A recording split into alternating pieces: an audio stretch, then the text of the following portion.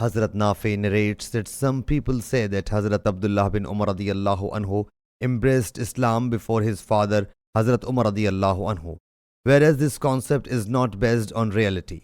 For Hazrat Umar radiyallahu anhu on the day of Hudaybiyah sent Hazrat Abdullah to fetch a horse from an Ansari so as to fight a holy war riding it, if need be.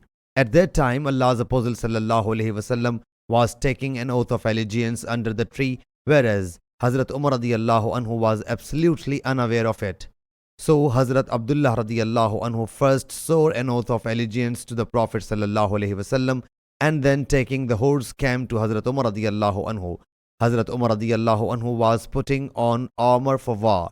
He notified him that Allah's Apostle sallallahu alaihi wasallam was taking an oath of allegiance under the tree. The transmitter says, so he proceeded accompanied by Hazrat Abdullah radiyallahu anhu, and both swore an oath of allegiance to him.